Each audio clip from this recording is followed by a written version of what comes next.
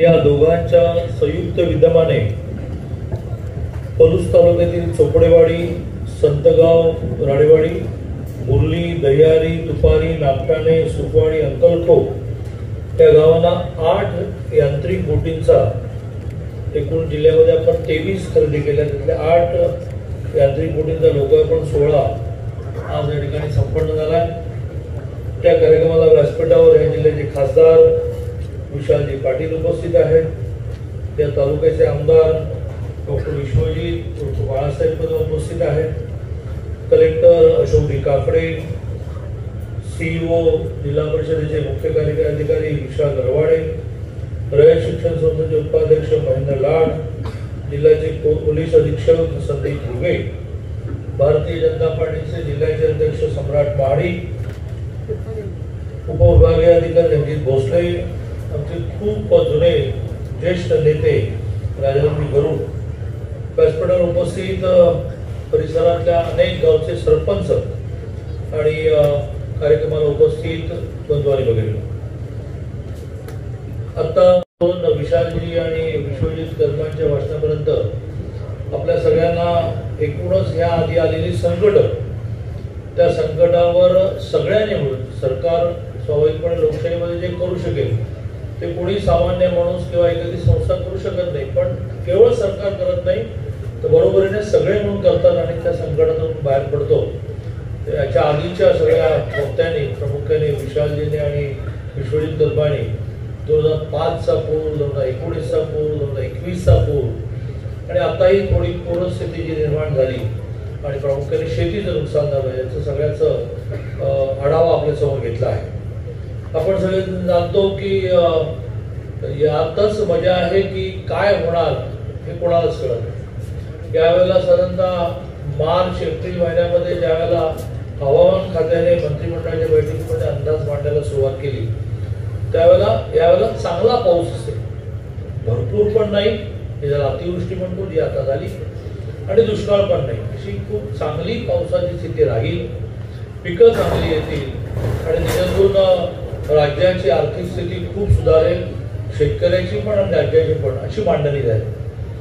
पण यातच जीवनाची मजा आहे आणि असं म्हणतात की याला जीवन असे नाव, त्याच्यात कोणालाच सांगता येत नाही की मी मरणार आहे कधी, मला मुलं कधी होणार आहे, माझा व्यवसाय कधी बरकती येणार आहे, आमदार कधी होणार आहे, मिनिस्टर कधी होणार आहे, मला पाहिजे ते खातं कधी मिळणार आहे, असं कधीच कोणाला सांगता येत नाही।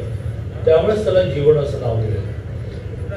आणि आपण पाहिलं की जून जुलैमध्ये फारसं जाणवलं नाही, पण करता करता करता करता हवामान खात्याने जो अंदाज व्यक्त केला तो पूर्ण खोटा ठरला आणि प्रचंड पाऊस झाला। त्या पावसाला काही लिमिटच नाही आणि त्यातून प्रामुख्याने मराठवाडा, सांगली जिल्ह्यातले 10 तालुके, इकडे विदर्भामध्ये चंद्रपूर, गोंदिया, भंडारा असे बरेच जिल्हे या अतिवृष्टीमुळे बाधित झाले।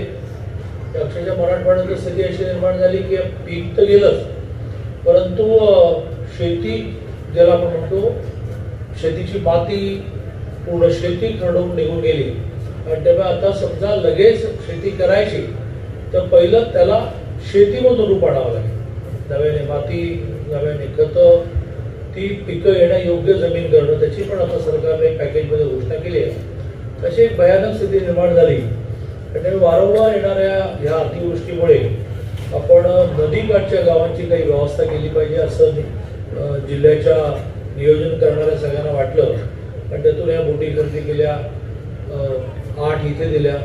बाळासाहेबांनी असं म्हटलं की आम्हाला आणखीन काही लागतील, तर मला माझे OSD बाळासाहेब यादव मागून काढात असं म्हणाले की थोडी ह्या ॲडकालीत पैसे शिल्लक आहेत, त्यामुळे आपल्याला अजून काही बोटी घेता येतील तर ते यावर्षी घ्याव्यात, तर पुढच्या वर्षीच्या पावसाच्या पुरेशा आली, कारण यावेळेला खूप उशीर झाला, जवळजवळ 3-4 वेळा पुन्हा टेंडर काढावं, त्यामुळे अगदी पाऊस संपला असं म्हणूया की आवश्यकता संपली, अशा वेळेला या बोटी हातात आल्यात पण भविष्यात उपयोगी पडतील। त्यामुळे एक चांगला निर्णय आपत्तीच्या दृष्टीने आपण घेतला। राज्यातली सगळी स्थिती पाहता जे सरकारने पॅकेज घोषित केलं आहे ते आपल्याला माहिती आहे। बाळासाहेबांनी उल्लेख केला की पलूस तालुका त्या अतिवृष्टीच्या नुकसान भरपाईमध्ये नव्हता, काही ना काही त्याची मोजणी चुकली होती, थोडं संवाद नीट झाला नाही आणि तोही तालुक्यात आला आणि जे प्रचंड नुकसान झालंय. जवळजवळ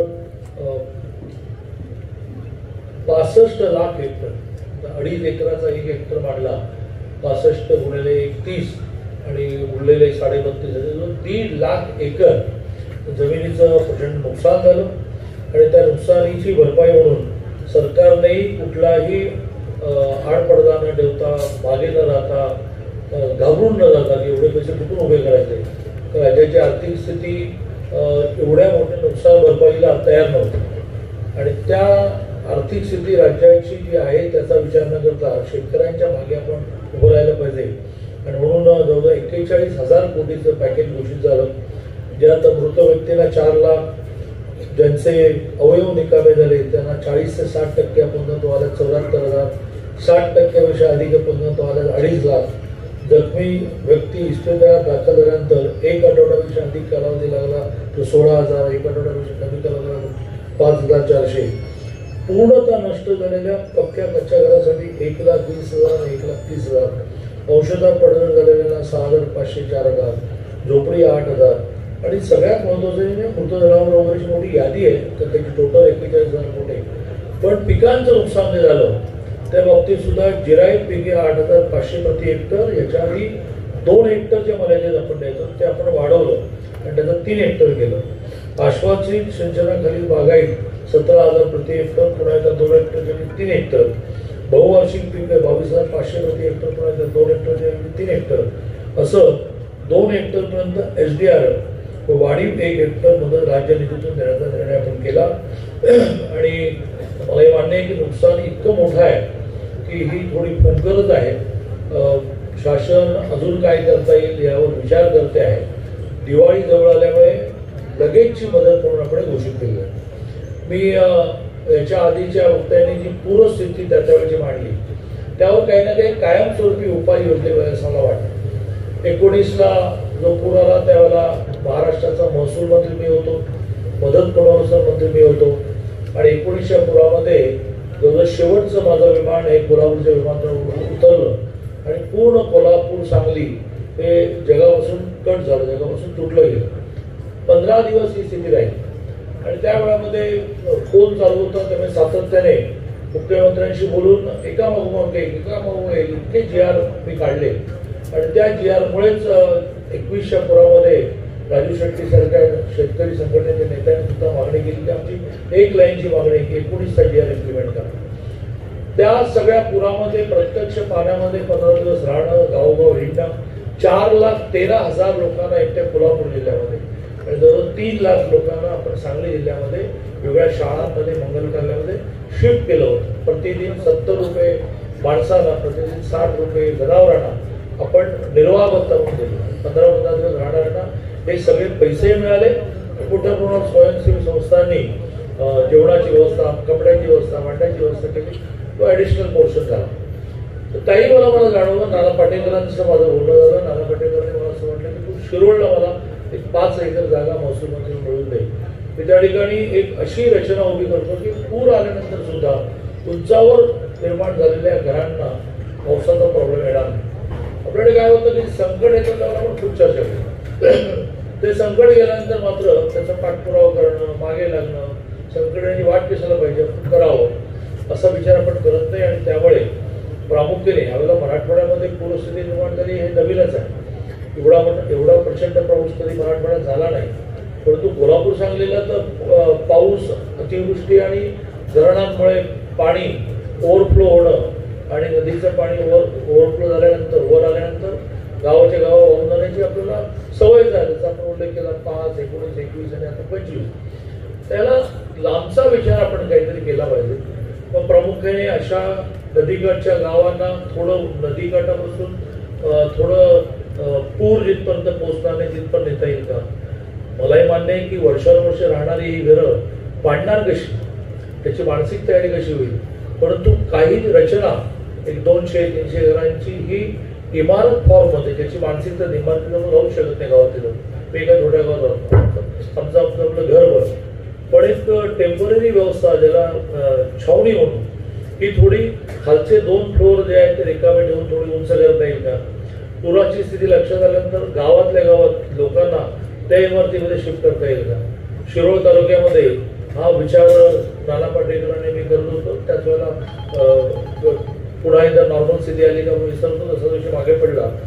त्यामुळे जिल्ह्याचे कलेक्टर असतील, प्रशासन असेल, जिल्ह्याचे लोकांनी निवडून दिलेले आमदार खासदार असतील, आणि याचा कायमचा विचार केला पाहिजे. राज्याने याचा विचार केलाय तो असा की अतिवृष्टीनंतर जो फुगवटा निर्माण होतो तो आपल्याला पाईपलाईनने मराठवाड्यात शिफ्ट करता येईल. त्याचं एक मोठं टेंडर आता जागतिक बँकेच्या कर्जामधून टेंडरची सगळी टेंडर डिझायनिंग करतो झालंय. त्याचं डिझाईन झालं की ही पाईपलाईन कशी जाईल, त्याचं एस्टिमेट झालं, त्याचं टेंडर डॉक्युमेंट तयार झालं, आणि त्याच्यातून आपल्याला कायमस्वरूपी हा एक विचार करता येईल. पण हा लगेचचा उपाय आहे की 2-4 गावांची थोडी उंचावरची इमारत रचना उभी करून जरा पुराचा अंदाज आल्यानंतर लोक तिकडे शिफ्ट करता येईल का? नाही तर कुठल्या तरी जिल्हा परिषद शाळेमध्ये, मंगल कार्यालयामध्ये, देवळामध्ये अत्यंत भयान स्थितीमध्ये 10-15 दिवस या पूरग्रस्त गावांमधले लोक राहतात. आणि त्यामुळे बोटिंगचा तर विचार केला आहे, पण बोटिंग सारख्या अशा अनेक योजना आपण केल्या पाहिजेत. त्याचा विचार आपण सगळ्यांनी मिळून करू असं सगळ्यांना आवाहन करतो. राजकीय भाषणं पण झाली की मी पालक आहे, मी पाल्य आहे, त्याने असं म्हटलं ते लगेच त्यांनी सांभाळलं की ते निधी पुरतच आहे. नाही, ते निधी पुरत आहे. ते बघा राजकारणामध्ये काहीच सांगता येत. मी इथे सांगलीला पालकमंत्री म्हणून होतो त्याही वेळेला, आणि 1900 निवडणूक मला आठवते. 1900 निकाल लागले, 161 जागा युतीला मिळाल्या, 29 अपक्ष बॅगा बांधूनच तयार होते. 161 ने 29 190 झाले. तर सरकारला काय अडचण आहे. पण अचानक उद्धवजींनी स्टँड असा घेतला की आम्हाला मुख्यमंत्री करणार नसाल तर आम्ही काही तुमच्यावर येणार नाही. आणि मग इथे सांगलीमध्ये काही कामं आटपून माझा स्वभाव आहे त्यामुळे ट्रेन रात्रीची सह्याद्री पकडायची. तर आता ज्या खासदार झाल्या राज्यसभेच्या मेधा कुलकर्णी त्यांच्या मुलीचे लग्न झाले. बस ट्रेन आता आली की बस तेवढ्यात मला देवेंद्रचा फोन आला, दादा कुठे आहे? म्हटलं सांगलीमध्ये. काय करणार आहेस? तर म्हटलं काय, तर मेधाताईंच्या मुलीचे लग्न तुम्ही पण येणार सर? तर तू आत्ताच्या आत्ता बाहेरून निघ. म्हटलं कुठे पोहोचू? तेवढ्या मुंबईला पोहोच. आणि नंतर दर 2 तासाने ते मला फोन करू येतो, कुठपर्यंत आला? काय झालंय काय असं मला आज इतकं काहीतरी मुंबईला अर्जन्सी निर्माण झाली की काय. असं करत करत मी पहाटे 4ला पोहोचलो मुंबईमध्ये. सह्याद्री गेली, मेधाताईंच्या मुलीचं लग्न गेलं, आणि माझ्या बंगल्याच्या बेडला चिठ्ठी होती की 7 वाजता तयार राहा, तुला घ्यायला कोणीतरी येईल. आणि भूज बंगल्यासारखं काही ते चाललं. तो मला 7 वाजता कोणीतरी घ्यायला आलं आणि तो म्हणाला की चला आपल्याला जायचं. कुठे जायचंय बाबा, मी राज्याचं सिनियर मिनिस्टर आहे, कुठे घेऊन चालला मला? गाडी निघाली राजभवनकडे. गाडी राजभवनमध्ये पोहोचली. राजभवनमध्ये का आली गाडी? अजून काही शपथविधी वगैरे ठरला नाही, सकाळचे 8च वाजलेले. आणि मग तो ऐतिहासिक सकाळचा पहाटेचा शपथविधी झाला. इतकं राजकारण इंग्लिशमध्ये त्याला फ्लुइड म्हणतो. हा, भराभर बदलणारं प्रवाही राजकारण आहे. त्यामुळे काय माहिती की आता निधीसाठी ते म्हणतायत की आम्ही पाल्ले आहोत. उद्या सकाळी ते असं म्हणतील किंवा हे तुम्ही आता काय करा, तुमचं नावच लावून टाका. गमतीचा भाग सोडा. ही दोन्ही घराणं इतकी मोठी घराणी आहेत. त्या घराण्यांनी एक मोठी त्यांची परंपरा आहे राजकीय कामाची, सामाजिक कामाची. आमच्या पंतप्रधान मोदी, आमच्या पंतप्रधान आपले सगळ्यांचे, पण आमचे नेते मोदीजीने वारंवार म्हटलं की 1 महिन्याची नाही, बाकी 4 वर्ष 11 महिने सगळ्यांनी हातात हात घालून आपल्या परिसराच्या विकासासाठी काम केलं पाहिजे. त्यामुळे अशी जे विकासाचे विषयाचे विशेषतः मी जो मुद्दा आता मांडला लॉकडाऊनचा की पूर्ण पोट खाली तर काही नवीन किती शोध लागले तरी काय वरती सगळा पाऊस आला ना की आता आपण द्राक्षाच्या बागांवर वगैरे आच्छादन करायला लागलो, पण द्राक्षाच्या बागा पुरतं अख्ख्या गावाला कसं काय टाकणार? पाऊस पडणार, किती पडणार आपल्या हातात नाही. तो धरण क्षेत्रामध्ये, ते धरण क्षेत्र तेच म्हणतात, त्यामुळे म्हणतात की धरण क्षेत्रामध्ये ती साईट निवडताना तिथे जास्त पाऊस पडेल ती निवडायचं म्हणजे धरण क्षेत्र आहे पडणार, मग त्याचं ओव्हरफ्लो होणार, मग दरवाजे उघडणार, मग पाणी सोडणार, मग नदीतून येणार, नदीचा जो पात्र आहे त्या पात्रापुरतंच पाणी, पात्र ओलांडलं की पूर, इतका सोपा तो पूर आहे पडण्यात आला. पण त्याच्यातून काय मार्ग अवलंबता येईल असा विचार आपण सगळ्यांना केला पाहिजे.